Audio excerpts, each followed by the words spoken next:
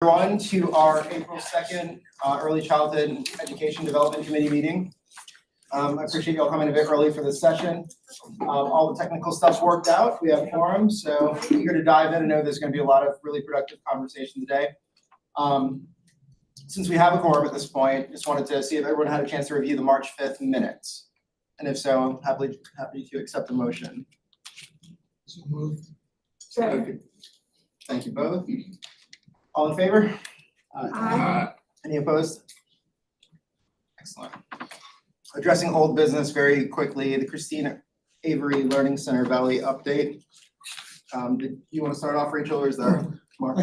We met, so I don't remember when it was. It wasn't too long ago. Yeah. And reviewed the requests, and what we agreed to was to authorize an additional $5,000, which was for basically one-time expenses that they listed there, which were necessary, we felt, because of licensing issues that they're going through. And so, we felt that that was reasonable. It was things like playground,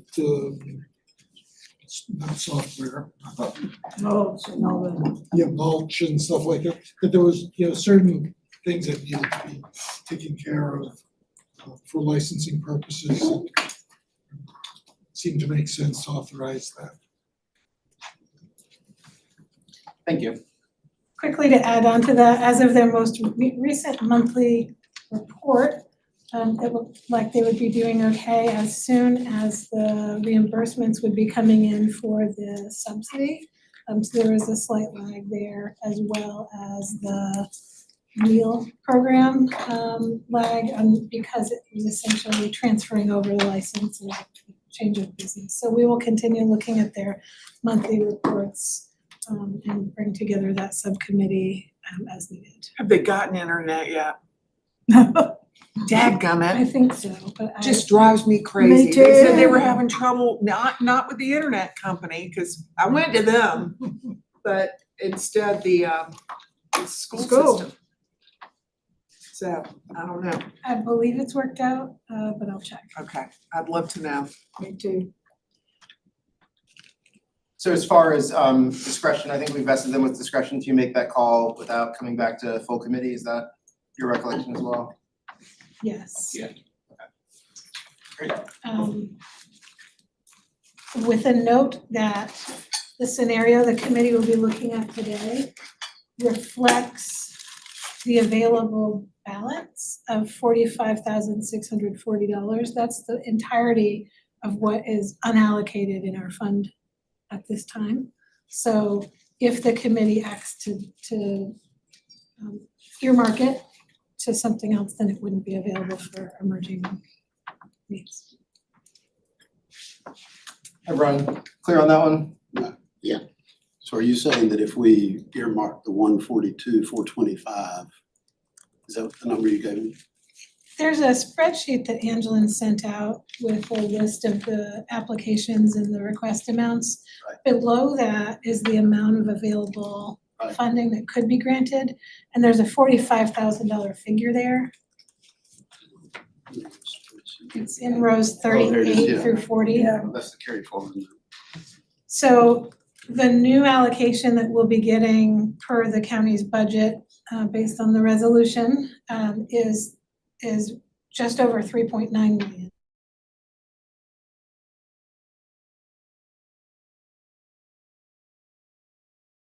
To allocate that. Thank you. Right. Thank you for all those who volunteered extra time to help us navigate that conversation. I think it's important and certainly going to yield some benefit for us. Moving into new business, you all know why we're here, the grant review funds allocation process. I'm going to try to offer as quick a preamble as I can. I kind of wanted to open the door by just saying we've had a lot of talks about what our goals are going to be for this year, many discussions about workforce in particular being a priority for us.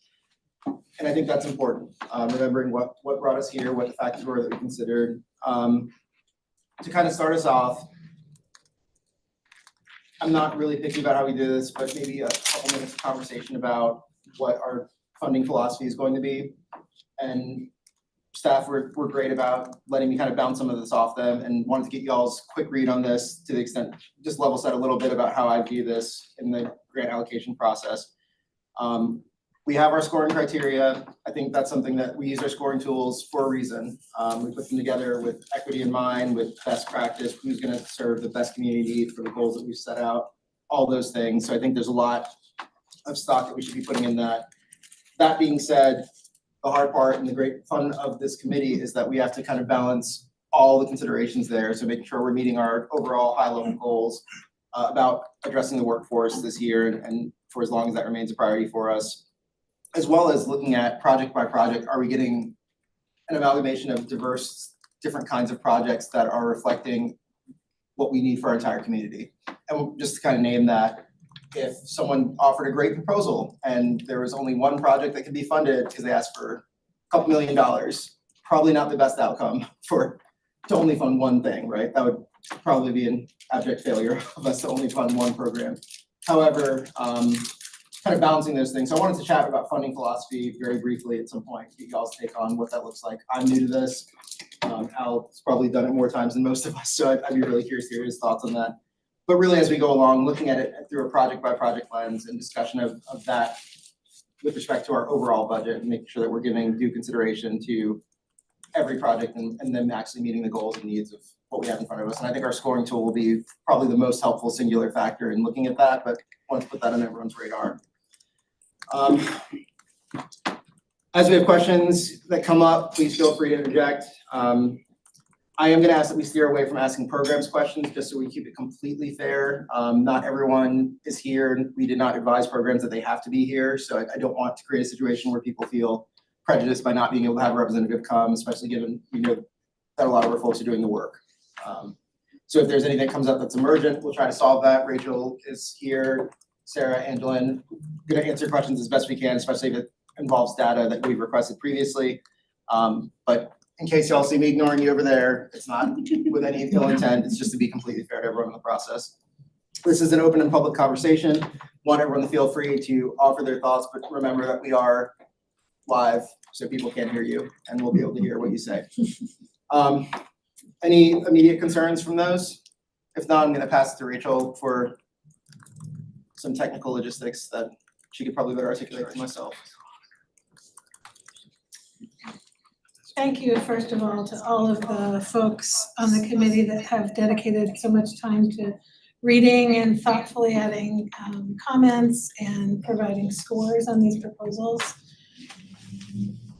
As a orientation, we've sent out a spreadsheet. Burnett is the person, the third person in, who will be displaying it on the screen during our meeting.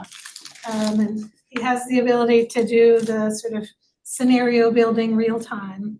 Some of that we may get into and be able to do today. Some of that may be what happens in our next meeting.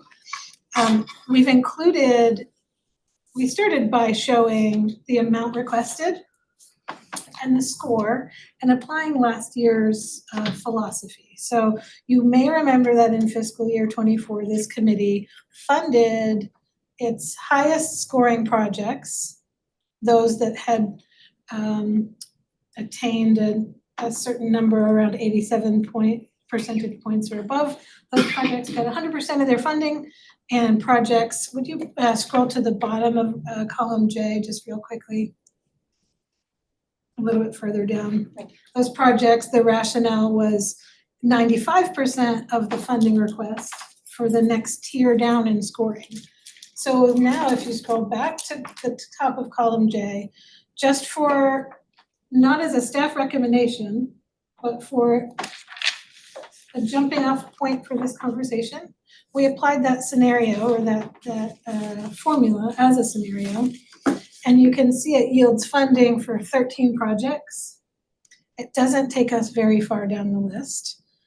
And Commissioner Moore was sharing some of the perspective around balance within the overall portfolio of what gets funded. This may not be a funding scenario that accomplishes what the committee wishes. So how do we get to other scenarios? one thing that we spent some time looking at as staff is what are drivers? What's causing these large requests?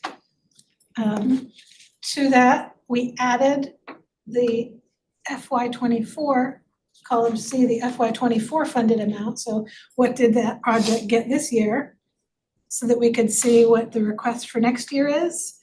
And we've gone through those proposals so that when questions come up, staff hopefully will be ready to explain what the project by project drivers were, that what they've included in their budgets this year that didn't have, or next year that they didn't have this year.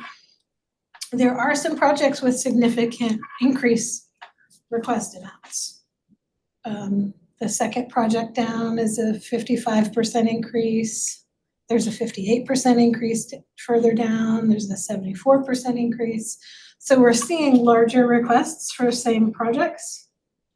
Additionally, there's 2 blank cells in column E because those were new. One major one is almost $1 million. That's the request called Sustaining Success in Building NC Pre-K Capacity. It's the one that I've shared updates with, and Deanna Lamad and others from Bunkin Partnership have shared updates about. It's that pre-K capacity building and expansion project that was funded as a pilot by the federal funds, which are running out. And so if we're choosing to build it into our general fund portfolio, at its requested amount would reflect $922,000 if the committee were to choose to fund it, which it was the 3rd highest scoring project. And all 12 of the reviewers that reviewed it said, I would be interested in funding this at least partially. So if the committee votes ultimately to do that, at its current request amount, it would reflect roughly 23% of the available funds to add that project in, which is another driver. It's another reason that we didn't get more projects out of that first series. So ways to approach this, considering using partial funding as a lever. When Commissioner Moore and staff were brainstorming about how to do that, sometimes we use the formula or the rule and say, well, let's try dropping it in at 85 instead of 90%, across the board and see what that does to the scenario. So it could be done in a cross-cutting kind of way. Partial funding can also be considered on a project-by-project basis, meaning let's take a look at the budget for the Sustaining Success in Building Pre-K Capacity and see if we agree with all of the proposed budget lines and consider if we were looking at partial, where a reduction would come from as opposed to just applying the reduction and leaving it to the group to figure out later.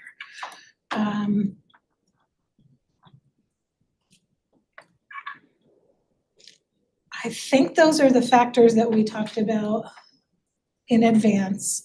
I guess I would be open to any general questions about approach or conversation about approach.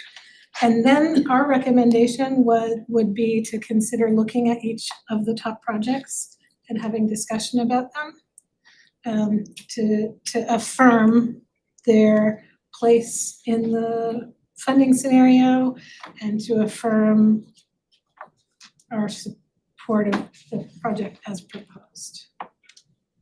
Rachel, I have a question that I think came up at the last meeting of ours having to do with the NC Pre-K Bunkin Partnership includes money for supplemental salaries so that everyone's at parity with the school system. That's right. And some of the other proposals had similar pieces in there. So, lack of a better term, do we know how much? Because it would seem as if that's, again, not a best term, double dipping on the same piece. Yeah. Teacher X will be raised salaries from this funding source, but this funding source was going to provide money to that funding source. Yeah, we absolutely would not allow two funding sources to pay for the same thing. Right, but do we know how much that generates, I guess? Because, Hopefully zero, and we approach this in our consultation calls with the applicants, making sure that what they're including in budgets for Buncombe County funding, they would use the restricted fund accounting and apply only apply expenses to it so that we can have certainty for what we're covering. And if it's something that's covered through another funding source, it would not be. If there, as we look at projects, if there are ones that give you question because the organization or the classroom also participates in NC Pre-K, we wanna dig into it to get in their budget and make sure there's not right, duplication, we can do that. But from a practice point, we tried to be on the lookout for that and combat it. As you were going along before they applied. Okay, got it. Any other thoughts from, I'm looking over at Angela and Sarah, because I know you looked at the budgets a little bit more closely. Yeah, a lot of them don't go into specific positions. So again, I think, just trusting that we did counsel them on that going into it, as well as, In theory, the NC Pre-K capacity project fully funds NC Pre-K. Because the theory was, it's a state pre-K program, but it only reimburses at like 60% of the cost that providers are incurring to participate. And so in theory, if we were funding NC Pre-K and there were an NC Pre-K classroom over here, it wouldn't need extra grant funds. However, NC Pre-K is often done by the slot, not by the whole classroom or the whole center. So there certainly could be instances where an NC Pre-K provider still has costs that aren't covered through their slot reimbursement by participating in that program. It gets complicated fast. I lost you. Yeah, as I'm glazing over listening. Yeah,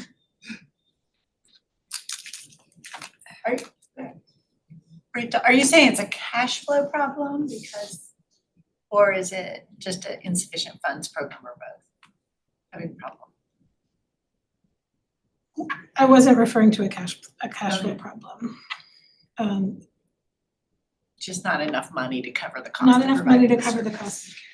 So if a provider has one NC Pre-K slot in a classroom, they have to meet all of the lead teacher requirements, quality requirements, assessment requirements, all of the extras that NC Pre-K participation requires, even if they're only getting 1 out of 12 or 1 out of 16 slots covered.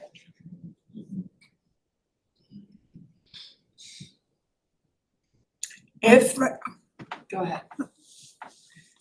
I'm kind of switching gears, and if this is rolling a grenade into the room, y'all can tell me it's rolling a grenade and I will leave it. But as I was going through these, I was very concerned about the number of projects that were so heavily reliant on this group. I mean, Al, you and I were talking about, you said we started off wanting to have more slots, better quality. We definitely have not been able to do more slots for a variety of reasons. The bad thing that happened in 2020, but also any number of other reasons. And I, even though I've been supportive every time we've talked about it, I still worry that we're setting precedent that is going to be problematic in the long run in terms of programs that are so heavily reliant on us, we're never gonna get to anything other than maintaining the status quo. And I also think that some of the very different things that were included that may not be very expensive things, but different things that could make a difference get pushed to the side because of the size of some of these other requests. And I also, they say y'all are just gonna get all my mental junk out. I'm just gonna dump it out here. I worry about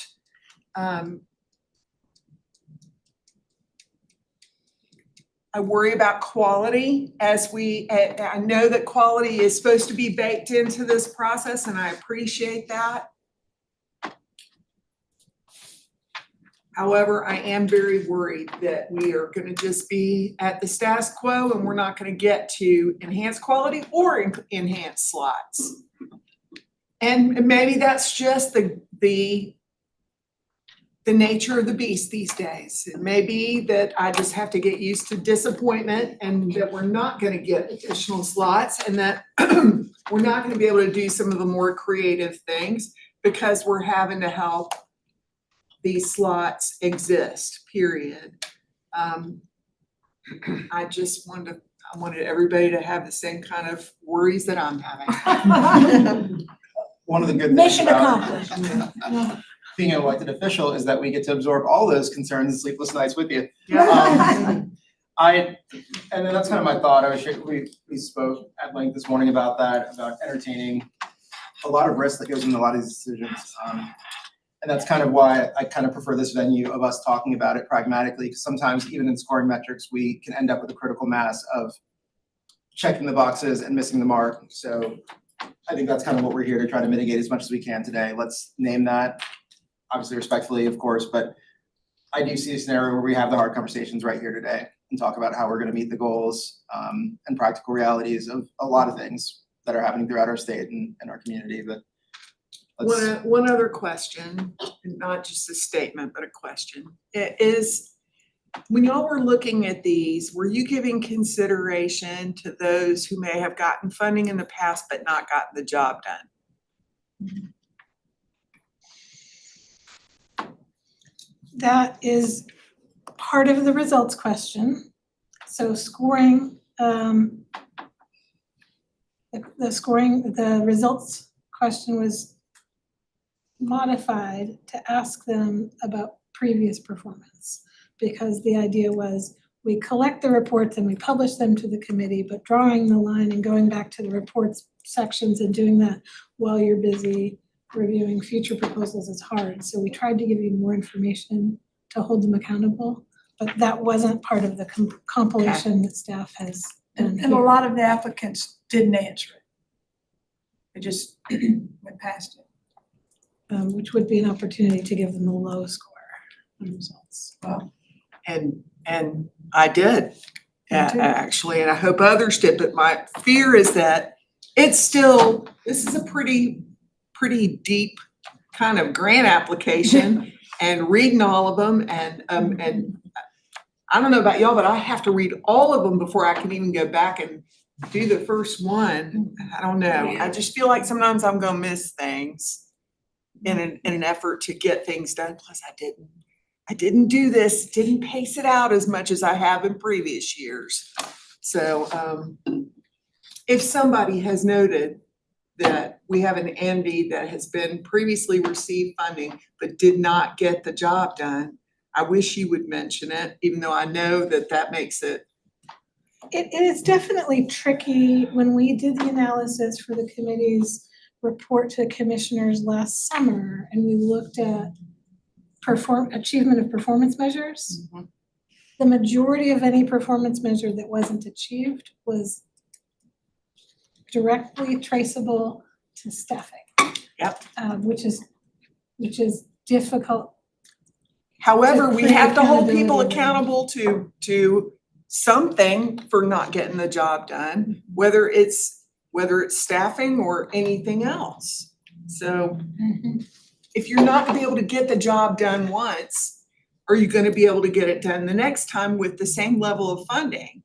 Or should that opportunity be given to another entity who perhaps can get it done and overcome their staffing challenges? I'm sorry. No, well, Susan has a note.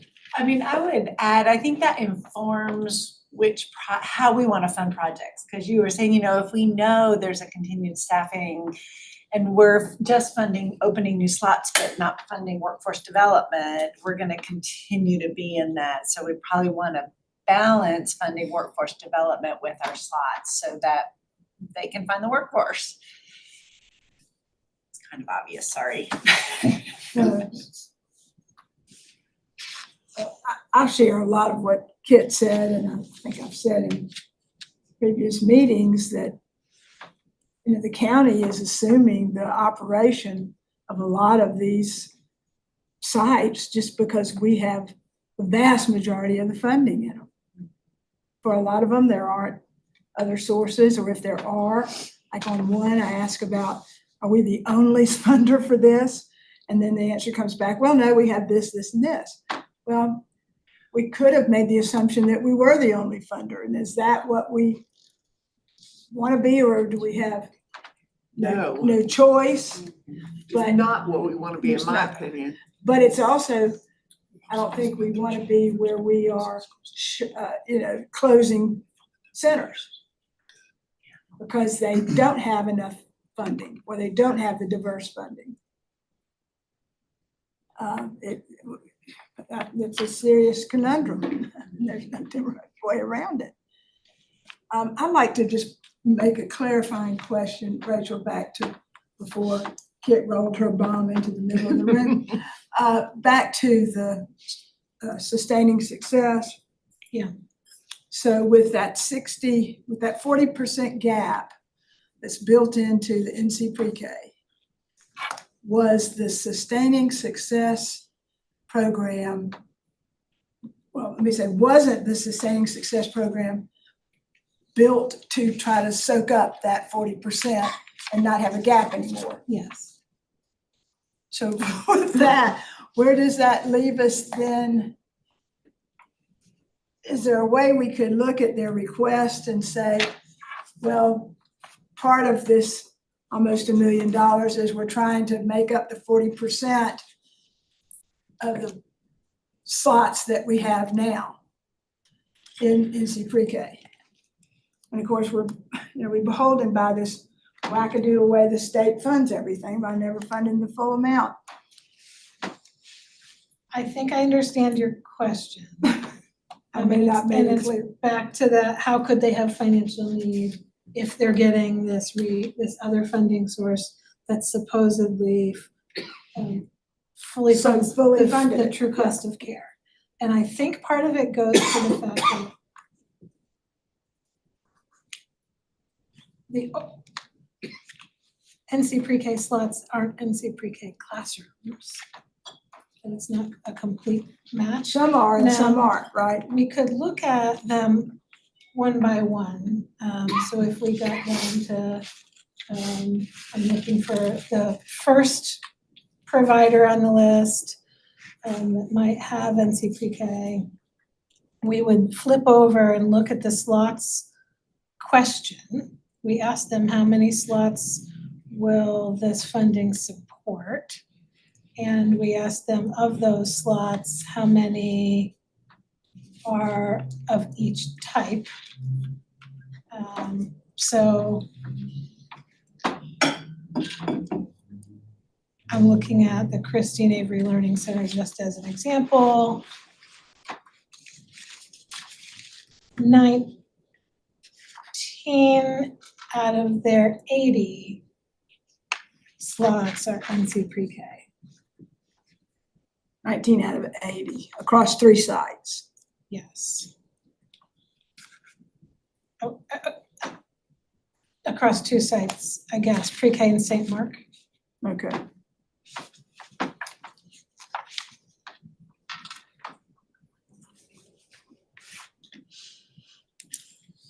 I don't know how to answer that question Yeah, that's in a complete way. Thank you for trying. I do think that because this 740-something thousand that got carried forward, I believe, from this year's Buncombe Pre-K project. Seems to me there's some of that money is, wasn't spent to backfill these NC Pre-K slots from this year. But maybe I'm wrong in terms of how that 700 and almost 50 was appropriated. I mean, I've got the proposal here, I can pull it out. So when Buncombe County negotiated a contract for that pilot for the building capacity to expand NC Pre-K, we put roughly a 2-year clock or period of performance. Right. And it is ending September of 2024. So already it overlapped and didn't end right on a fiscal year. Yeah. And part of that was, getting through the summer. And so there's a sum when you look at the budget for that program that is brought into this new year from the pilot. And that was the 300, I don't know if anyone's got that application open, I'm trying to open it while I speak. Let me get it.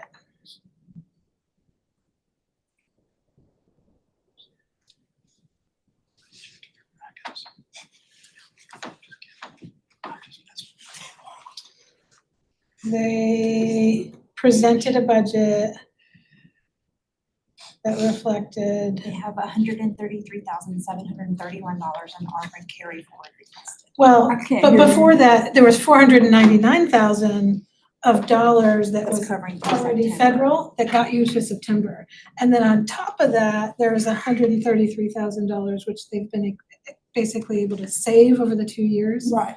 by not coming in under budget on items, by Right. estimating how many slots and coming in under. And so they're showing here that they're gonna ask to have that added. So they'll be bringing in, $530,000 from the federal pilot into this. So the true cost of 1 year of this program is not the $922,000 they're asking. So if we choose to fund that this year, we should anticipate next year, FY '26, getting a much bigger application. Bigger than what they proposed this year. Because it has an Yes, extra yes. $530,000 Carry in it forward, yeah, from another source that's one time. right. So Rachel, I mean, I heard somebody mention the ARPA carry forward, and we know, I mean, not to put more downer to what Kit said, but she did mention the ARPA cliff coming that we know is hitting all of these centers.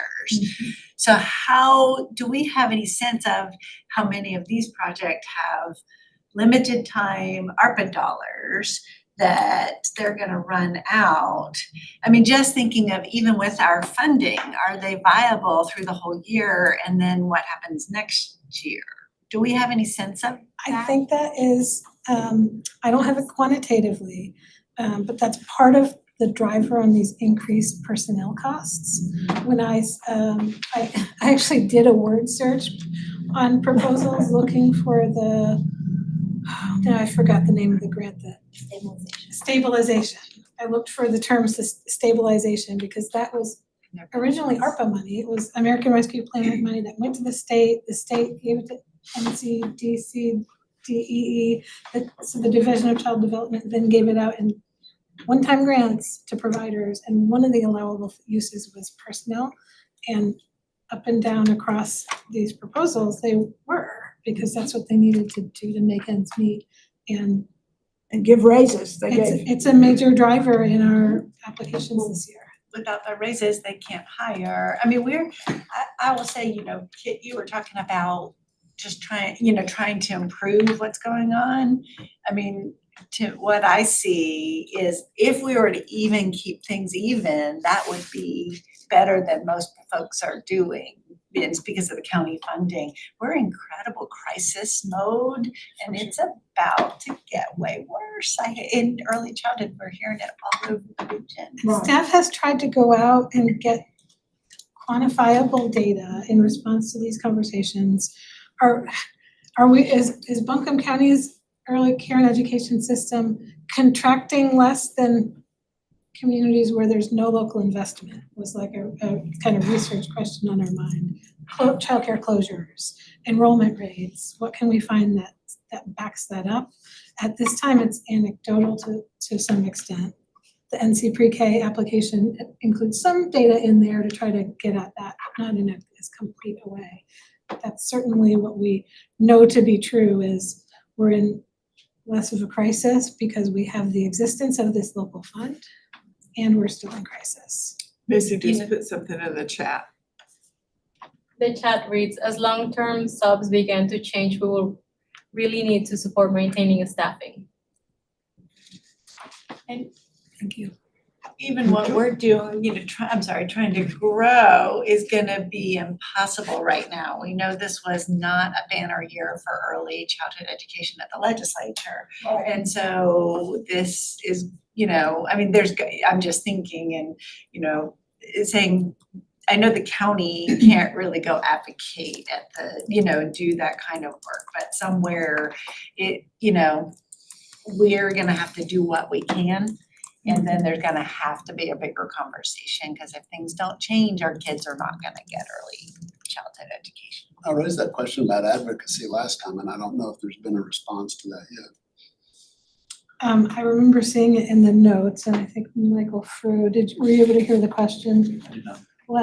Last meeting, there was a question about can we fund advocacy, public policy advocacy with this fund?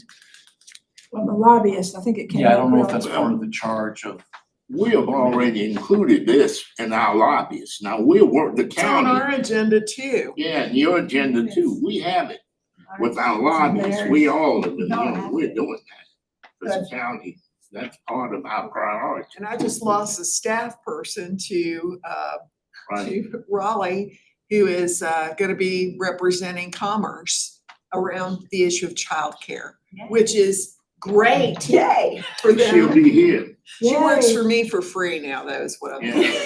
so. Oh, But joy. I mean, I think, I know we've done more in advocacy around childcare in the last couple of years than we've ever done. That's true. And so I feel like, yeah, if anybody wants to write me a check for that, that'd be great. Love that. I'm down, it won't really be for much, but you're gonna have the money I got. Rachel, That's the if I right. could throw out a other scenario, just to see where it takes us. Yeah, because as I was looking through these, what struck me is that there are a number of projects that had 100% support of the committee that aren't funded. And so what I'm thinking about is, what would it look like if we said all of the projects that are 100% of the committee received 100% funding? And then those that were between 90% funding, or just some, where does that bring us? So Burnett can attempt some spreadsheet magic. I wanted to do some. And I'll work. just point out a nuance, that number of what percent of committee members recommended it. The question was even at partial. Okay, And a lot of them I was suggesting partial. I saw Kit's Me too. notes, you can flip to the tab, actually, I don't know if they were your notes specifically, but you can Probably. see notes, and there was something that you'd said verbally to me that I saw in a note. And some of those answers show up as yes and. I would like to see this funded partially. I think to Mark's point, maybe what we should make time for today is an opportunity, if anyone wants to advocate for something that, has a high recommendation percentage, but is still not meeting our financing threshold under scenario one, we should, have at it. But the percentage recommended is different than the score. It is. So, Yeah. it seems like we would really want to focus on the score rather than the percent recommended. So if I can offer just as a framework for how I've done this in the past, and feel free to throw it away or propose something that works better. If someone wanted to start, just because I'm being conscious of time, unless y'all want to stay through commission, which would be interesting. Let's put out 5 projects that meet the metrics, whatever they may be for any individual person. We can kind of break down from there what our reasoning is about why we put those forward. But I know for myself, the criteria that I'd offer for my top 5 would be a lot different than what I put on paper at this point. Now to Kit's point, having looked through 29 of them across the span of a long period of time, my philosophy's kind of changed, unfortunately, between reading the applications and seeing what our needs are. And again, the well-written applications informed a lot of where I saw a lot of problems arising. So if anyone has a proposal, I'd say start with 5, just for lack of a better number.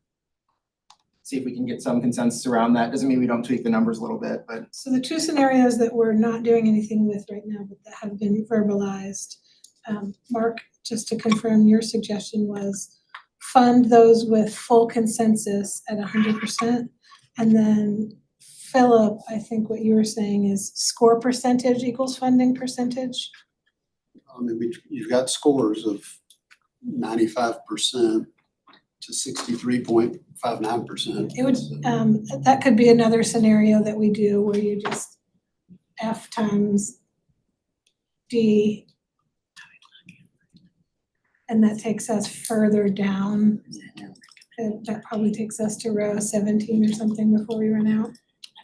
Then Diane, did you have a funding? Well, mine was not that, mine was just that to allow the opportunity, if anyone wants to, advocate for a particular organization. Like a below the line organization. Below the line organization, happy to give space for that.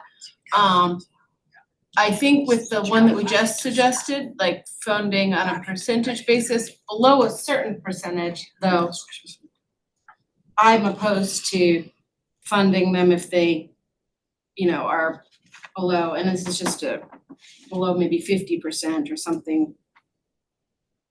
I do think that there's definitely projects that shouldn't be funded. So with that methodology, you get to roughly 86% is the cutoff, and you have 124,000 left to allocate. I'm sorry, which number was it, Burnett, that was cut off? Right here, take a look. Let's see, it's right here, this is the cutoff. So at that percentage, you get to roughly 86%, and then you have 124,000 left. So just to confirm, this is another just what if scenario where their scoring percentage times their request equals the recommendation. I think minimum score to achieve or minimum percent of funding to achieve in that, or did we do it across the board for every single one? Yeah, it was just straight percentage score times requested amount. Was that you, Misty? It was. I just am concerned about Irene Wortham being our only developmental, like one of our main developmental delay programs. I'm concerned about AB Tech, which I know we had some concerns they had to give funding back, but now they seem to be on a roll and moving forward, and limiting that support when they're finally starting to build a workforce. If some of you saw the numbers of students they had, and with Buncombe County, I don't know. And I know those are in the 83%. So I just wanted to advocate for those. So I've captured Irene Wortham and AB Tech.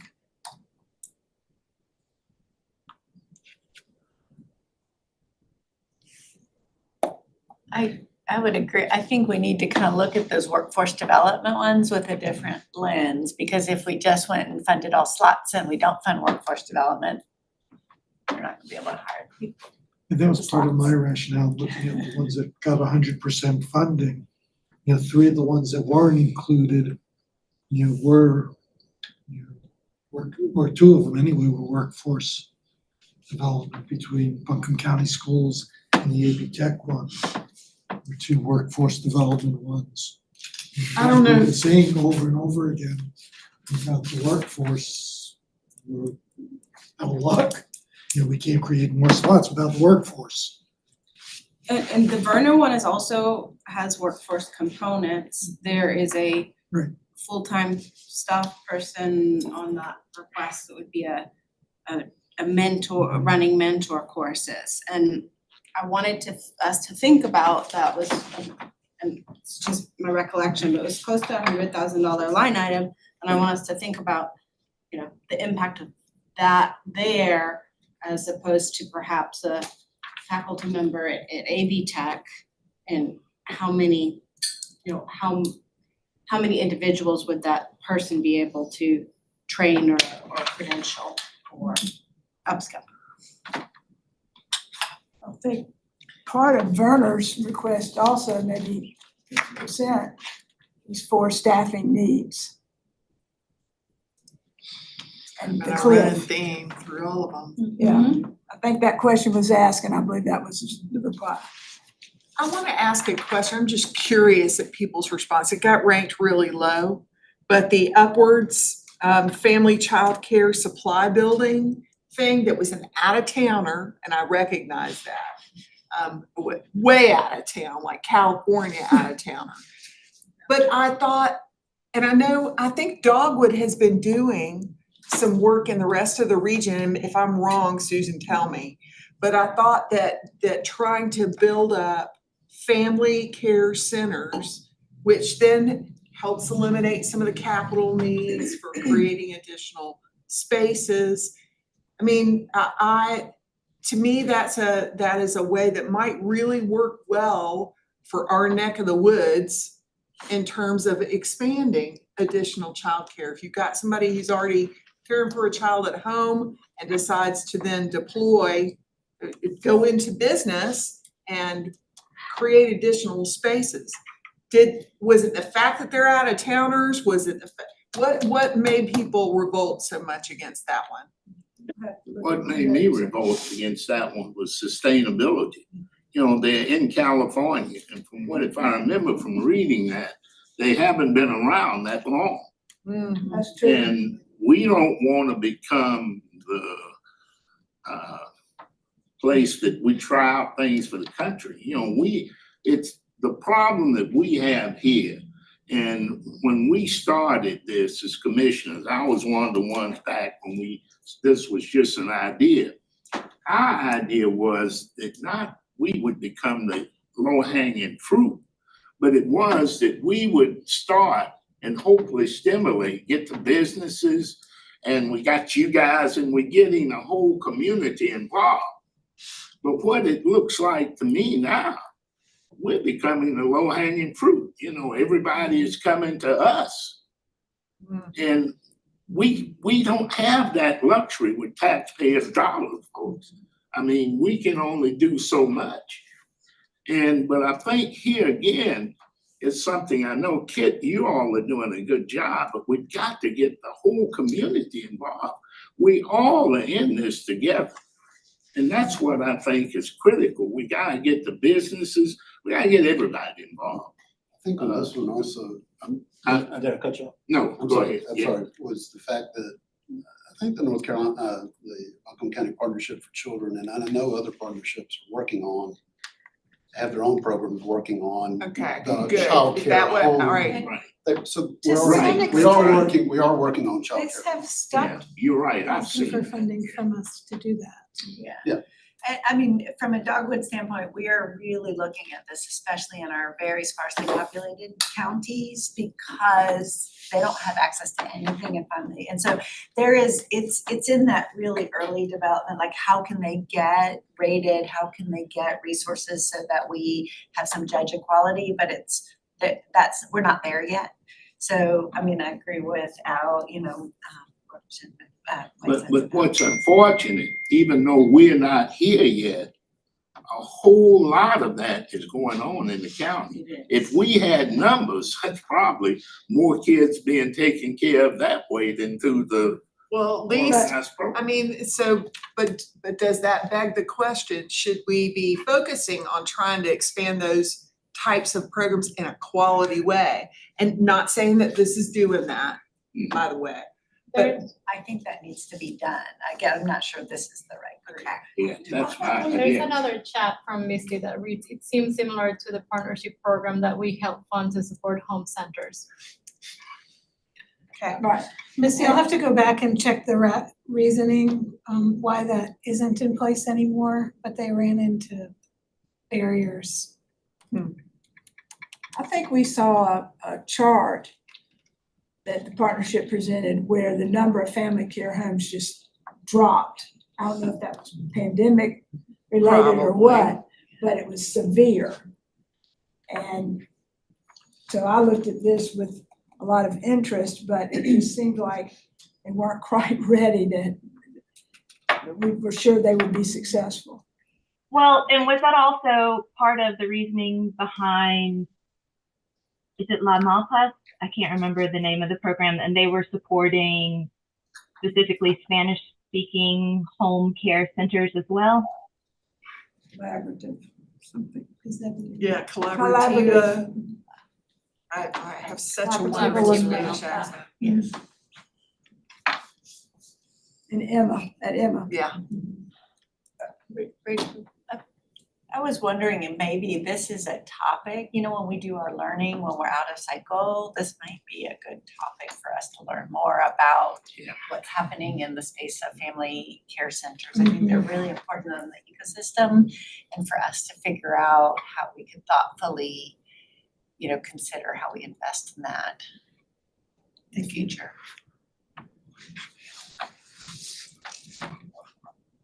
Would it make sense, just in terms of shortening the spreadsheet, to take a look at deleting everybody below the 80% mark in the score, not the percent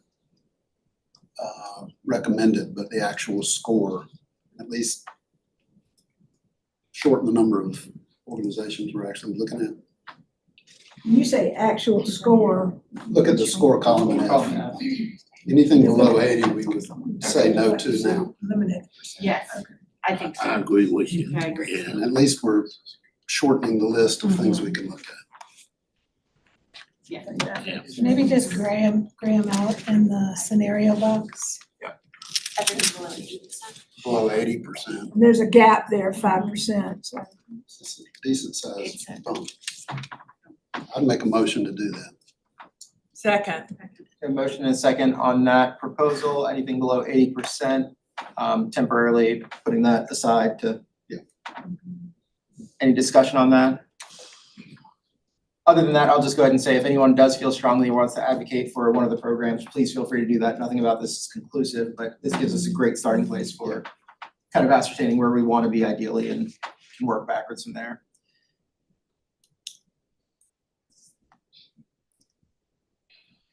All in So should favor? we start, oh, sorry. All in favor for that one, just to keep us rolling? Any opposed? Perfect. Go ahead. Should we start at the beginning and talk through start talking through these projects individually? I think that makes sense unless that someone feels comfortable offering a cluster that are non-controversial. Otherwise, I think we're getting to a point that we need to make some decisions. I think Misty said something about, and I shouldn't speak in this term, but I think that Irene Wortham is important because there's so many kids with trauma now and it needs to be addressed, and those kids are covered in so many ways, and then it gives parents the opportunity to work. So to try to get out of the system. So I think we need to be looking at those needs across the board. And in looking at the data, the responses from evaluators, there were 2 folks who had made comments about funding that as partial. I will speak for that as well. I support that comment. So if we do want to go through through the list from one end to the other, staff can have the proposals open, have budget questions ready, have reviewer scoring comments ready. As we think about the merits of including it. Are you, Diana, suggesting that as we go through, we might try to land on a recommended amount for each one? We need to see them in whole.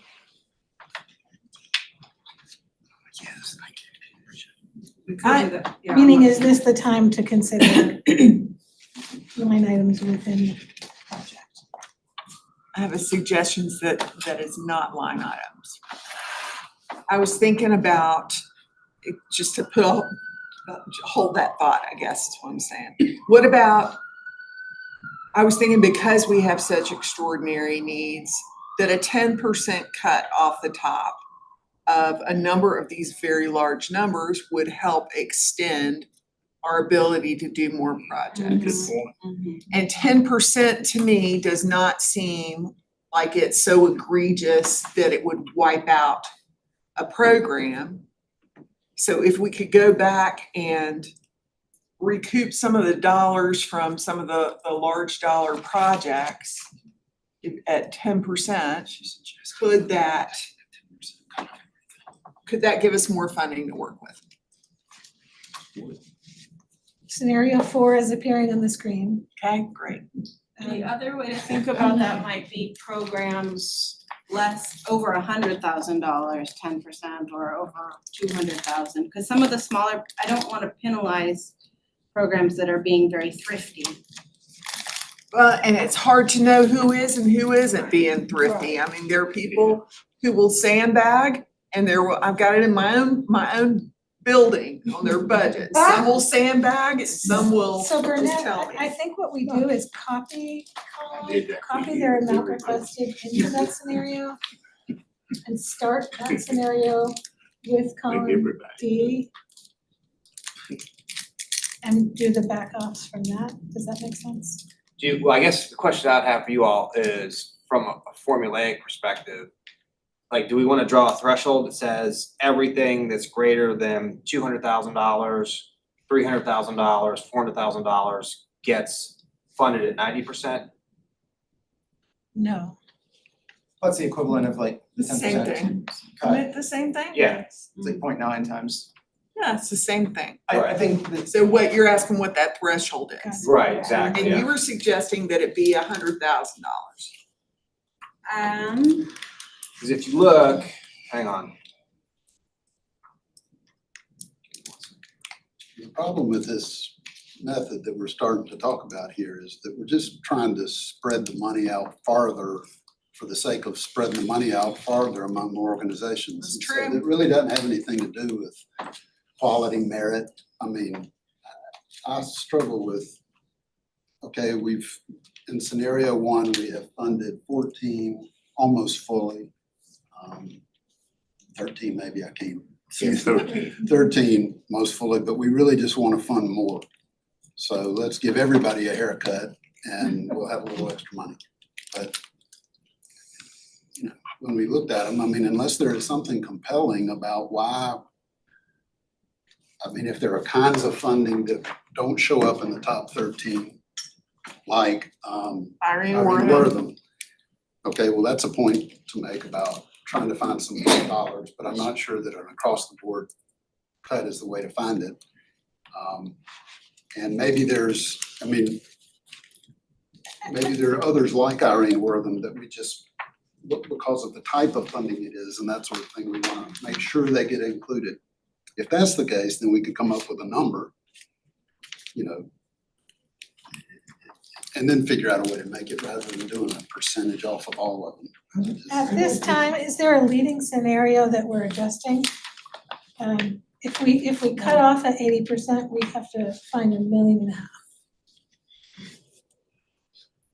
Say that again, Ray? If we I can't funded tell which everybody. scenario, like, which are we jumping off from? We're still arguing that point. Right? Yes. I mean, so. so Like if right we now, the wanted to, total of the amount requested of all of them that are still in, if they're, of the ones that are between the Christine Avery Learning Center, which is the current cutoff for funding, between that and On Track Financial, are there ones that we feel like really need to be there because they accomplish a special purpose? Irene Wortham is one of them. So we'd be looking to find enough money to fund Irene Wortham. That's what I was getting at, the current cutoff. Are you using scenario one? I'm using, scenario one as the methodology. And that has a built-in cut. That has a built-in rule which has 100% and 95% based on score. Say that again, Rachel. It has what? Scenario one, They're all 100% except for With the the exception of that last one. last one. So it's a different, They're all 100% except for the last one. very Yeah, last so one. so basically everything at 87% and above got funded at 100%, right? And then that leaves you with roughly $750,000. And 590 of it went to that next Christine one Avery. at 95%. And then that leaves you a remainder of 142, right, you got it. Yep. so that's different than, That is slightly different. Maybe we go through scenario one, review every application and make a funding recommendation on an organization by organization basis to see if we can have leftover funds to fund something like the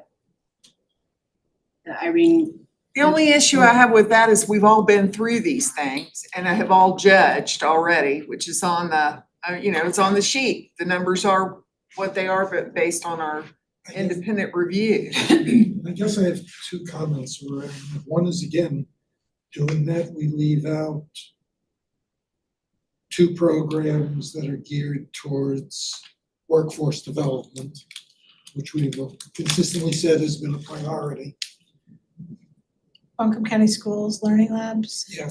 And the BB Tech. BB Tech. Okay, we'll add those to Irene. Add those Wortham, in. And then we can look at it. Well, and then I'm gonna take a pretty uncomfortable position for me on this one, and that's the Read to Succeed proposal.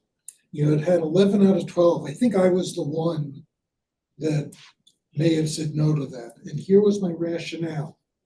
It's professional development geared towards NC pre-K primarily. And it's been ongoing for numbers of years. This is the fourth year.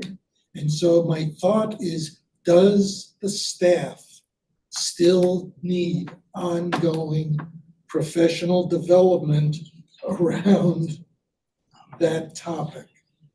And that's why I say, it's uncomfortable as a elementary principal to raise that question is somewhat uncomfortable from a professional development point of view. But when push came to shove about what I would support, I said, this is, they've had the funding for a number of years. And again, assuming that there's not a lot of, and this is a big assumption, that there's not a lot of turnover in the NC pre-K teaching staff, do they need that professional development? There's I been just very put little that out turnover there lately. for anyone to argue and convince me otherwise. What did you say, Rachel? Sorry. There's been low turnover lately. That was in the application from Buncombe Partnership. Misty has added another chat that reads, especially when so many programs have been receiving LETRS trainings as required by the state. So there's the kind of question I was thinking about earlier. Is that duplicative of what Buncombe County Partnership for Children is doing in terms of, or is Buncombe County Partnership for Children using Read to Succeed to do some of this work? But if not, and we're paying Buncombe County Partnership for Children to do it, then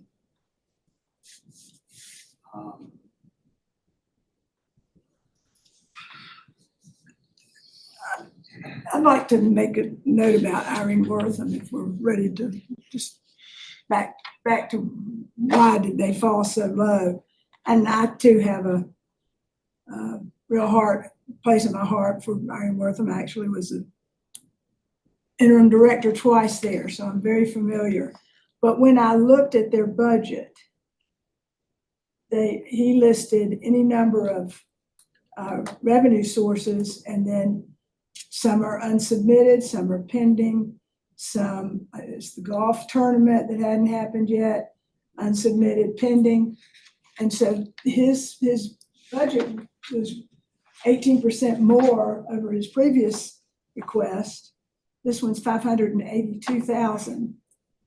And there's not subsidy money in here that he lists, so maybe they don't accept subsidy. But of course, they have developmental day funds. And then there's 180,000 for their building, maintenance and repair.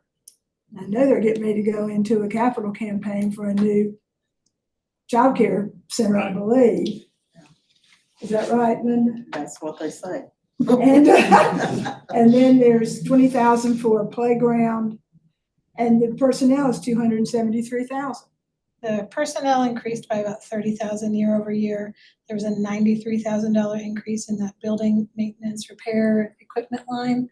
Staff has reached out to them based on our restriction of not being able to fund capital to What I make was sure gonna that ask. anything that would be in there in that line would be eligible. And so they Knock it back to 24 level. understand the restriction. And there are some other things about the proposal relative to the project plan, I think. But it was the budget that really caught my attention. That's a lot. Yeah, that's a lot. 600, almost 600,000. I'll kind of add to that. I think this is the importance of where we're at, of deciding what applications we're perfectly okay with being funded at 100%, and then working backwards from there and looking at the specifics, because some of these would not be fatal to the existence of a program. Some of them are not, I won't say cosmetic, because it's certainly substantive stuff, but I think that's a good example of this. It would probably not be fatal to some folks to lose some money off a capital request that we can't fund anyway, right? Or certain things that we deem to not be critical to, if workforce, for example, was a pivotal part of what we were looking for from an organization, and they're asking for $100,000 for a new Corvette. No one did that, so I'm not picking on anyone. But just that, this is where I think the line item is really important, and why I really want to hone in on the jump off point. Are we really comfortable with scenario one? Should all of those have the 100% funding? Because we're kind of spinning our wheels if we end up kind of doing that same analysis on those first 10. We're going to create 17 different scenarios and probably lose our poor numbers guy here. Formulas that we're just could easily be avoided if we just do the hard work on the first 13. So if y'all are all comfortable with funding the first 13, you think their applications are perfect and you want to leave it alone, that's fine. If not, let's make those cuts on the front end, because we might be duplicating our own efforts here. So through 13 is through community action opportunities, whichever one of the three that was. If my eyes are good, I might. Christine Avery learning. Christine Avery is included, because there's a Christine Avery's line in in the the header. Oh, that's, Yeah. I think that's obviously it's important. And scenario 3 gets you 15. And just as a recap to refresh everyone's memory, because I know we're bouncing between scenarios. What is scenario 3?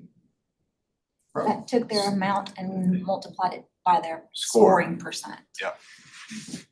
So like as a the one that function of got the score and the 95 got amount. 95%. And if the ones that down towards the bottom, they got scored at 85, they have 85%. So if we build in that everyone did their applications, scoring of the applications perfectly, number 3 would reflect the best kind of substantive balance meets funding request priority. Yeah, I mean, that takes a lot of the kind of like subjectivity out of it to some extent, right? How do y'all feel about scenario 3 as not our permanent position, but our jumping off point? Because that, I think, kind of does a lot of the legwork for us in flagging things that we were concerned about in the applications and seeing what that number looks like in practice. I think that gets us a little bit further down our list and might make the job easier. Can you wait just a minute? Let me try to look across the way there to see what the numbers are. But it does knock out a few that would have been in. Scenario 3? Yeah, for example, Read to Succeed is in, and the SVCCC Donald S. Collins Early Learning is then out, where it was in. No, it's not. I apologize, I'm wrong. Never mind. This scenario 2 is looking at everything that was 100% recommended is getting funded fully. That's what that's doing. There is something to be said for looking at what previous funding has done. I understand the negative aspects and the trade-offs built into sustaining operational funding, paying to keep slots. And if we have been investing in those slots year after year and don't fund it, we could be Yes, putting this an is- organization in a bind. This is absolutely it. And I mean, along that line, I was thinking we haven't talked about the increase asked. And, you know, is that to add more slots, or if they don't get the increase, can they maintain the slots? But not, I mean, if we're having some organizations end up cut slots while we're putting them over here, it just feels like we want to, in a crisis mode where we've already invested, we'd like to make sure those slots kind of keep going as long as they're meeting the goals, right? As long as So they're. does that mean we have to go through every one of them? We can call out the slot information for you as we go. Let's do, if we can put a timer on it just to make sure we don't load everyone's valuable time here. Let's see if we can do like a quick 30-second recap of slots as we go down. Is that something you could be able to pull up within 30 seconds of us? 30 seconds?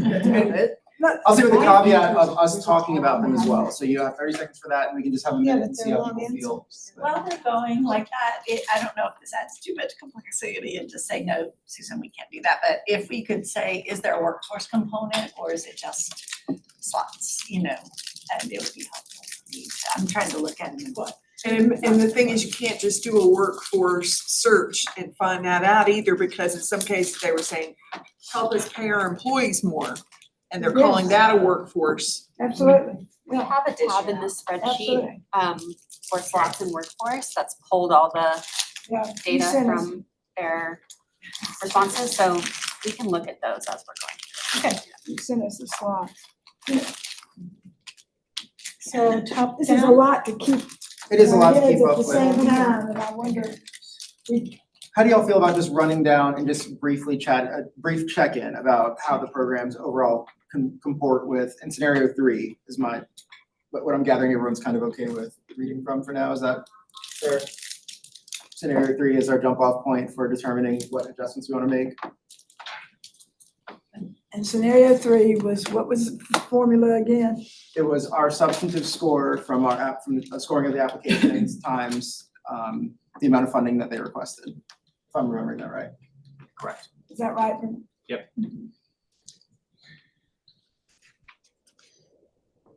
the first one is Buncombe Partnership for Children Workforce Development. This is a renewal application for roughly flat. In that one, 81% of it was going towards the slots, the increased amount in slots, and then the rest to the administrative cost and other.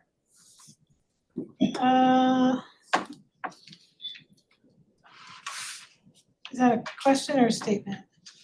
This is an observation based on my reading of the application. I think you're thinking of a different one. This is their workforce development, so there's no slots. Okay, I'm sorry, I was thinking of the wrong one then. It's 149,000 of the 195,000 goes toward the personnel for the workforce development program. And then there's other line items. One of the other big ones is the participant stipends and the ED 119 tuition. That's another 16,000 of it.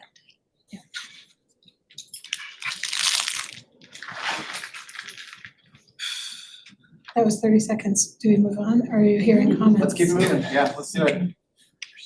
First, WNC, this is the expanding the Sunshine Project. So in this proposal, you see an increase request over last year. It is a $51,000 increase in the salary line. I want to check the results. Are they, what's the volume of more activity they're proposing to do.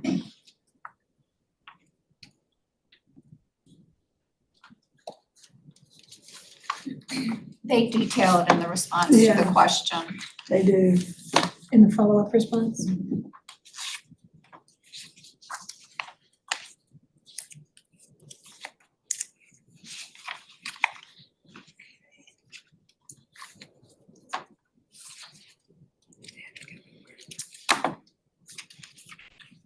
Got that open. It says that we're applying for a funding increase of 55% more than the current grant to enhance our support and staff. We will retain the current childcare consultant, which is one FTE and a portion of their clinical director, but then add 2 additional 0.5 or half-time community parent advocates, add another part-time admin assistant, and add salary increases for new and existing. 3%.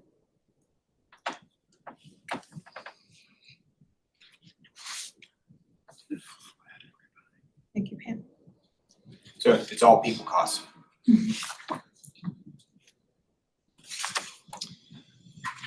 We have Buncombe Partnership for Children. This is the one that your remark ties to. Yes. So mostly the supplement. Oh, my previous remark was that it appears that about the 81% of that grant is going to the NC pre-K slot supplement. This budget does include the piece that we called out before that has some carry forward revenue. There's an additional amount in here that they've indicated there's a pending grant to Dogwood Health Trust that they are including in the budget request to county. In the event that the other grant doesn't come in, then the county could fund it. Yeah, and they say that if they do get that Dogwood Health Trust fund, then the request for county funds could be reduced by $124,000. Logistically, that's challenging because it would be, mid-year, no pressure. Decision. We don't have a mechanism to come back and reallocate built into our process.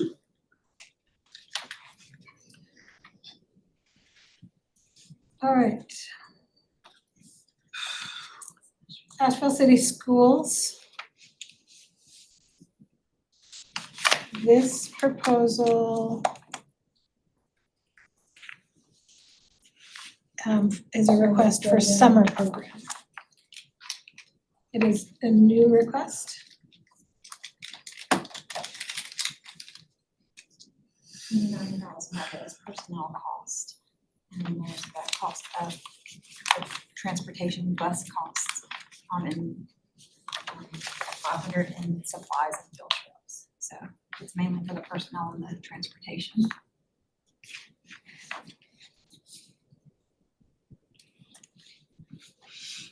YWCA, this is the empowerment one? One of 2?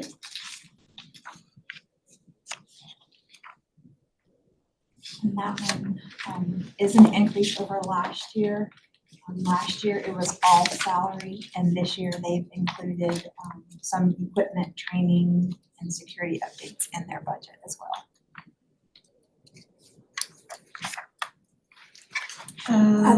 Do they count slots on that one? And that one's drop-in.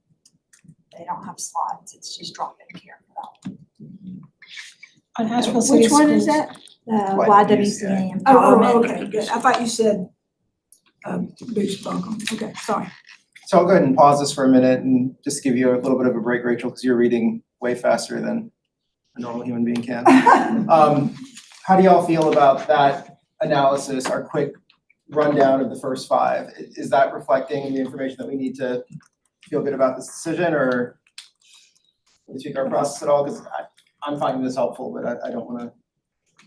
I think it's helpful, but incomplete, So let's stop here and try to reassess that. If we have the top five, we know who's showing up as our top five right now. If we have any questions about it, let's dissect that and create whatever scenario we need to of what's being overcompensated for or under-addressed. I would raise, in my mind, I have this question about, we're in this kind of crisis right now. Is this the year to have expansion of some? I mean, I guess if they were really stellar, yes, maybe. But, or is it the, year to try to keep as many slots that are currently open? I don't have an answer. I'm just posing that to the group, from a philosophic kind of. I appreciate that question because, I mean, if you look 2 years ago, and Commissioner Whitesides can speak to this better than I, if you look 2 years ago, or more than two, probably 5 years ago at this point, we're looking at a scenario where we might be rewarding people for wanting to expand and be ambitious about it, whereas now we don't know the landscape, we don't know how much things are going to change in Raleigh, we don't know how much funding's coming. It doesn't seem that it's reasonable to account for more funding coming, so. Is the Asheville City Schools proposal a new service? The summer one, I think so. I'm reading through I their mean, answers. new for us, they haven't asked for it before. And is it new for them? It's a summer I think it is. The Asheville City one bothers me a little bit. And they're not asking for a lot of money there, which is sort of the piece that bothers me, in that if it's such a priority for them that they couldn't within the school budget find $39,000. Good point. What are you Not when producing you're for in 39,000? Yeah, 39,000 is not, and again, from our perspective, it is a chunk, but it's not a lot chunk, and if it was that much of a priority, And couldn't they But not in find their it? deficit. especially considering this year, the enrollment's going down and they added a new assistant superintendent. Well, and aren't they in a serious financial quandary? A deficit position? Not every day. Not every day. I won't comment. So it looks like they will be opening an additional classroom. Maybe The two. city schools? Mhm. But that's not what we're paying for. It looks like this summer we would be operating an additional developmental Their day summer classroom care. For summer. for 18 children for 5 weeks in the summer. I guess that's the part that's giving me the hardest time wrapping my mind around how to compare a summer program to Yeah, a longer term benefit. Is our goal to address this comprehensively for the community in a broad sense, or is it honing in on what is gonna provide year-long care? And I'm not a parent, so I don't have to worry about this for another year or two, but I am curious what would be more in line with what y'all's goals are for the type of care that we're looking for. So it looks like this specifically is geared towards NC Pre-K and Head Start students who their funding is only for school day, school year. And so this is to provide them summer learning opportunities at no Yeah. cost to the families. It doesn't And that's cover part of the that grant summer. that Sumka Partnership is And waiting they're on. concerned about the learning. But that, I guess that's what, to your point, that's what makes it hard to quantify because it's 18 spots and if this is filling a gap, it's filling a gap for 18 out of, what's the other number? In my mind, it's not that it's not helpful, it's extremely helpful because there's a definite need for it, but Well, if we're gonna base it on the number served, that's a whole nother criterion, because then you'd have to go back and look at a bunch of others that are serving a relatively small number of children. I agree, only to the extent though that it's summer, that's the part that, the only reason I consider the number served is that, because at the end of that summer, we're right back to a different question again. And again, to me, it's not so much, how many are being served, it's a question, if that was truly a priority, then I would have thought they could find that in the budget, if push came to shove. We could staff could go through and do additional analysis between this week, this meeting and next. Don't look at me like that. I was just thinking we could flag, that was you, Burnett. I think we could flag which have expansion elements if that's an important component. So Susan was suggesting to the group that maybe a philosophy is not funding expansion right now. We could figure out what percent of each of these would be expansion. I will say, I do think, I mean, as a funder, I guess, we do this a lot, just thinking it's really hard when you get down into the weeds of each one, trying to pick them apart. I think at some point, we just have to have a philosophy that feels good and stick with that and say we'll trust the organizations around, and if we don't trust the organizations, we shouldn't score them highly. So I don't know, it is challenging to get down in the weeds and try to figure it out that way to me. So to frame that, and I'm gonna steal some of the logic and make an assumption based on what you've offered so far, because I agree. Stabilization in workforce, is that the framework through which? That's kind of what I'm feeling, and I put it out to the group, I'm not the only one, but I keep coming back to workforce is number one. To me, that's just a huge priority. That's what we put in the call for proposals and what we communicated to applicants. Yeah, that's a good point. How much are we short on scenario 3 to fund?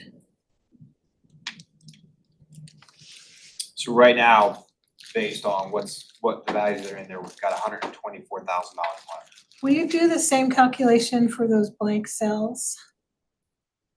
Go ahead and do the remaining Oh, sure. 4. How much did Irene worth? If $800,000. if these top 19 projects each got the percent of their request that they scored on average, we would be 799,000 short. So that could also be homework, is for members to look for any projects or budget lines they would like to recommend reducing. But that does bring you back into the line item level or project by project level. unless you were to do it from a philosophic point of view, not trying to just apply random opinions, but to say, okay, if we're not gonna focus on expansion or new programming, and I am going back to kind of what we put out in the RFP and making sure we don't drift too far from that, because that's not fair to the organizations. Right.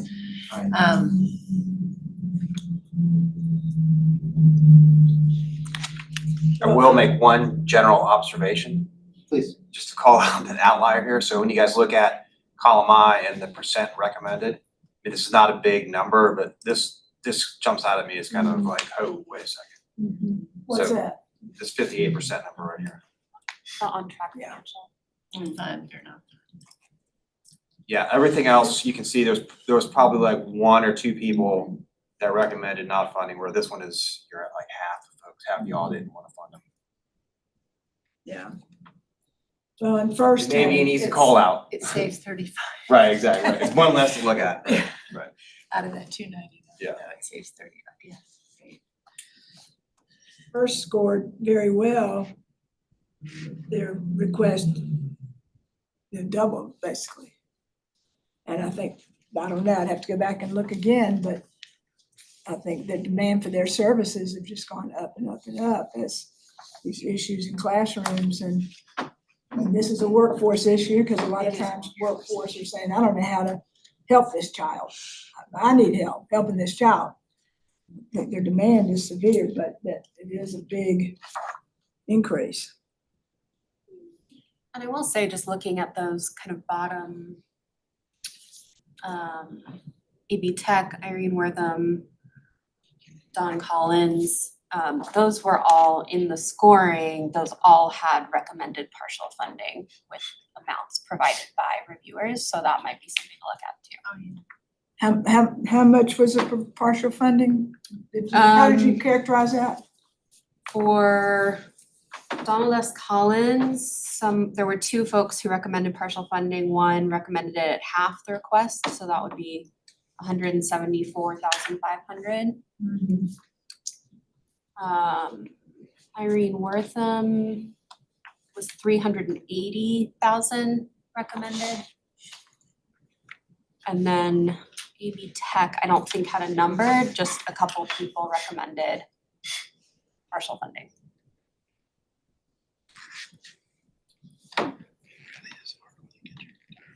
Can I bother you for just, so I can show Absolutely, them next to each other? Yeah. The previous scenario 3 next to the new iteration of scenario 3. So 3 is just taking the score times the requested amount. For all of, Yep, straight can I down. see the one that was before we added the other 5 organizations or whatever it was? What was it? So you What was get the rid of these? cutoff? Was it? It was those, yeah. Yeah. So we have And I still wanna see 124. the other one too, but can we, before we leave, can we get both those columns with both how it was 2 seconds ago and how it is now? So like make All scenario programs, 4. You just make a new scenario out of it. I Sure, guess. yeah, okay. 3.1 and 3.2. I appreciate it. It just helps a little bit because when, to your point about the outlier and then just other factors that weighed in on why certain programs that fell below the 85% mark got what they got. I think that's where I kind of want to spend the most focus when I do my homework. And that 85% mark was essentially arbitrary because that's where you ran out of money. Right. Whereas the one threshold that was voted on was the 82% mark.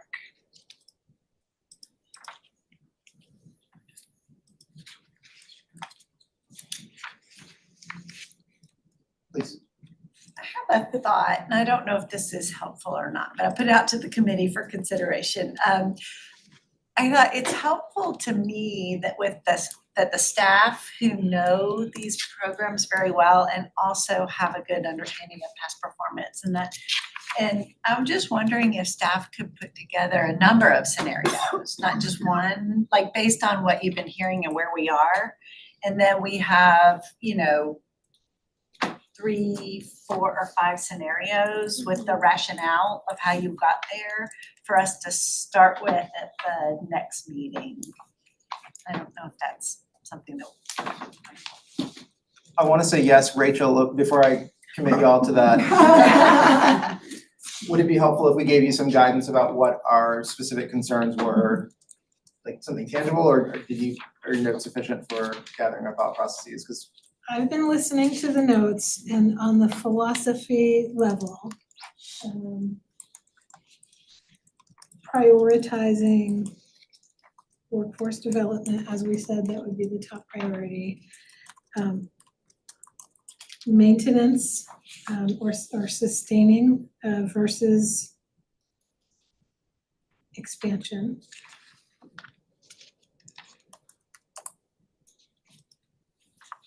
Balancing workforce with funding for slots. You could take into account the rankings we've already given. Right. I mean, we've given you rankings, so you know what those are. That's good. You know what these other features are, you know how many recommended it and how many didn't. And I think if, in my experience, when you have a group this size trying to get into making the calls, it just doesn't work very well. It's hard. And if the staff could bring a recommendation that we could then look at and understand, this is the recommendation, this is the rationale. I'm comfortable with Let staff us bringing vote. Options for us to Options choose is from, fine. right? But Staff isn't driving the recommendation process, but options to help organize the conversation.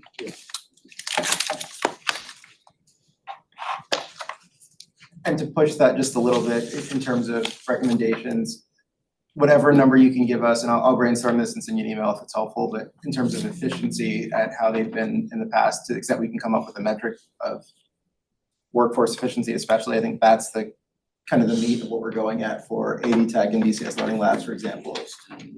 Those are the ones that I just want to know that we have a metric for determining whether or not folks are being successful and how we consider that for the future. That's not for this year, but just to make it easier for whoever's sitting in this chair this time next year. Al? Adding previous performance. When do I roll off? So will most folks have reported their next quarter by the next meeting? Yes. Their We reports have are a due by the meeting 15th. scheduled when, next, This 2 funding weeks, year's 2 weeks from now. quarter. yeah. Oh, Reports for the period ending March 31st are due by Yeah. April 15th, so yes. Okay. Will we have gotten them all processed and published? No, because that's the day before the next meeting and Yeah, and that's- most of them submit them on the due date, so. And it takes us a minute to go through them. And considering previous performance as a factor. I think it's a factor, but I think you have to figure out that the question is causal. I mean, they may not be effective in increasing the workforce, but there are real reasons for that. One of them is the fact that there's no salary. Or, I mean, Right. So do we get money back in that case? they've spent the money trying to do the work. There are external circumstances. They're not in control of all the inputs. Sometimes if there's vacant positions. Well, that's kind of what I was thinking. If you're not paying a salary, for example, if you've got holes in the budget, then there should be, that money should be there. It does, it's just not automatic, so we allow grantees to propose other uses of the funds Let's see. that could advance the same goals. And Okay. if they're reasonably aligned, we have staff ability to approve it. And when they do leave money on the table from large vacancies or et cetera, we do collect that back. So it's not. Okay. It's case by case, I guess.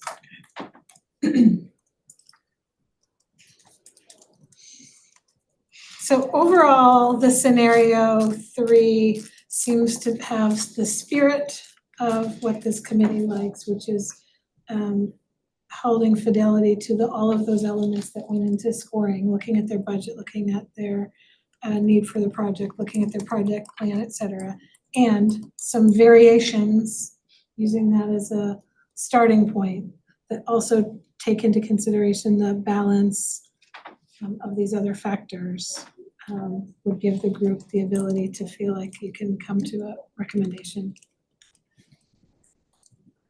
Can you send Under us the difficulty. can you send us the spreadsheet again with the scenario in it? That would help a lot. Yes, yes. I mean, here's a suggestions to put out for consideration. So when we look at the data that's up here, right, we really have, from my perspective, for what it's worth, you have column F, right, which has the score that you all assigned, right? And the other piece of quantitative data that we have in there is column I, right, which is the percent of y'all that recommended funding the particular proposal. Just as, like I said, I'm putting it out there for a thought, leveraging quantitative data solely, right? So that we're looking at. Meeting's over. Something just happened, hang on. Could you like stop sharing and then share again? Yep. Hey, Angeline, can you put a note on the scenarios that has a descriptor of each of the scenarios, please? Down at the bottom, Please. we'll have the rules Cause I outlined. just need to cogitate some. Me too. And I was on a roll too. Right. Sorry. Could I ask a question, Martin, maybe while they're, or just make a comment? One thing that became apparent to me is the proposals for the Lonnie Burton Center from Community Action and Head Start, is that we are the serious, almost 100% funder of both of these programs. Same question. And I asked that question in the questions, and we did get some feedback. But when you look at the one that's for toddlers, it's 451,000 that they're asking of us. And I can't remember how many kids that is. And then 40,000 for the food. Those are the only two funders. Now, they've got some in-kind in there. I think I asked about in-kind. I think there is some. Then the other Lonnie Burton one is 378,000. And we're paying for 80% of it. So, and these are kids that have serious needs. And we all know that. And you know, we also know that, as I sort of surmise from reading this, is that Community Action is now putting childcare out there that's not Head Start childcare. These are like toddlers, they don't serve toddlers in Head Start, for instance, which I'm not making a judgment about that. We need these slots. But this, I think this is an example of where the community has responded to us saying, we need slots, we need them. And now we're paying for them. Community's paying for them. Yeah, that's accurate. The longest standing one there is the classroom that we added at Johnston. At Johnston, yeah, I didn't pull that one, but yes. And they have stated in their application that without this funding, these slots won't be possible. Will die, right. Exactly.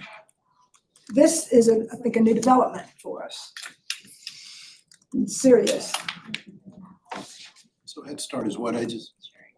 I'm sorry, Phil, Head Start is what ages? 3 to 5, What constitutes a toddler?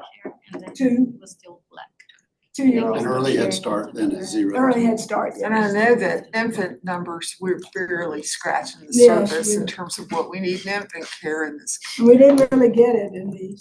We don't have any infant care. We look at We're desperate for it, but So I it's been wonder, seven. from you saying that, if we don't all come back with having had some time to think and settle in on taking me back to economics classes that I wish I never had to do. If we don't come with kind of our list of like 3 to really hone in and focus on for like emergency circumstance kind of thing, right? I mean, we can do good quantitatives all day. If there's something like that, that's just, the story isn't gonna be easily told in the numbers. I'm ready to have that Right. conversation. I think we should spend the lion's share of our time there, but the rest of it seems pretty fair based on the numbers that you're kind enough to run for us, that we have time to let those sink in. We can spend our time focusing on the ones that have an intangible community need that we need to focus on. Yeah, that's a good way to put it, I think. Does that work for everyone? Anything else that we need extra research or data on? Folks willing to lobby for a raise for all of our staff? Thank y'all for all the work. We appreciate it. Yeah. In between. Excellent. Well, we have no public comment, so if y'all think there'd be benefit to 5 more minutes of deliberation, you can. Otherwise, I'll make a motion to adjourn for the day. Yeah, I'll second that. All in favor? Hi. Grab Alright, a I'll see cookie y'all or an next week, apple or on your 2 way weeks out. from now. Yeah. Welcome. Talking validations over here. Well, you should Yeah. be Well, here yeah. when we did. Yeah. Technology told us when we was finished. There's part of me that if it wasn't such a sensitive dad, just wants to like grab ChatGPT and just say like, who should we find? You're so young. Leslie, we can tell